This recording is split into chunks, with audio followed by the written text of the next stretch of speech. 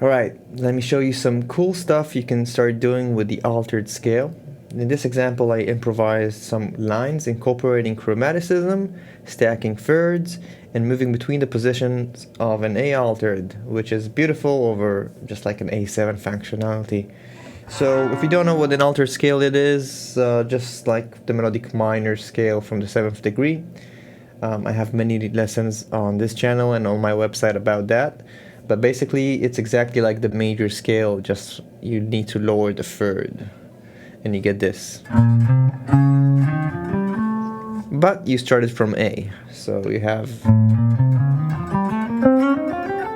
And again, this lesson is not about teaching you the melodic minor scale, it's for those who already know more about the melodic minor scale. And the kind of improvisation you heard me just do has to do a lot with just feeling the language of rhythm, of bebop, and melodic cells such as enclosures and chromaticism. It's not something that I plan, it's just that I have a bunch of concepts down so I can start mix and matching them. For example, if I just off the top of my head create something like... I was basically thinking about the rhythm first, which is incorporating triplets and then stacking some thirds going up, and then maybe creating some small movements of either the scale or chromaticism into all kinds of notes from the scale.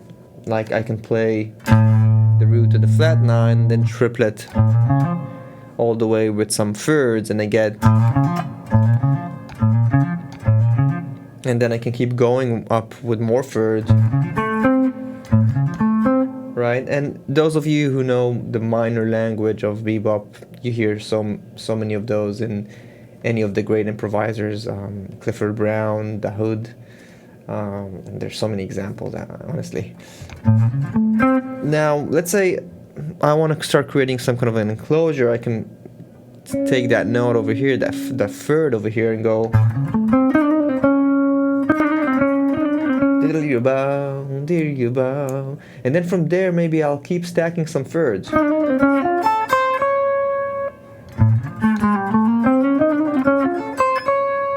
And then maybe I want to go back to my root A, so I might go...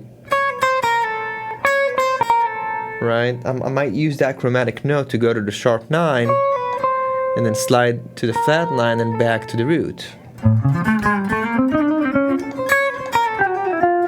I can also do that to the sharp 5 over here.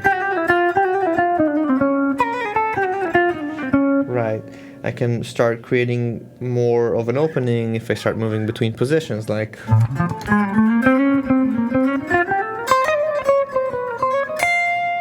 You see, now I actually had 3 positions, like I had this position,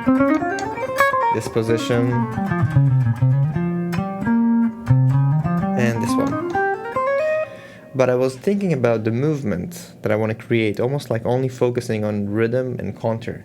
And that's how you can really test that you know how to play over a certain scale, a chord changes, is that you feel like there's no energy at all into thinking about, oh, what is the next note? That's already second nature, right? That's why we practice all these things like voice leading, triads, arpeggios, and all this stuff that I show inside of my website, weissguitar.com, which you can check the link in the description of this video. But basically, you start thinking about these terms, like... another thing you can notice is not starting every phrase on the beat. They can go 1, 2, 3, bap, 2, 3, 4. 1, 2, 3, bap. It's very different than starting it on the 1 all the time. 1, 2, 3, 4, ba ba da ba da ba da ba da. Right? There's something less expected and a little bit more musical to it. So try that. Pick any scale. Today I just demonstrated that with the A altered scale because many asked about that specific scale. And think about the different combinations of stacking thirds, like a diatonic thirds going up, maybe some triplets, maybe noticing kind of like a note that you want to highlight and creating kind of like an enclosure around it, or maybe starting to incorporate different chromaticism, and and enjoy music.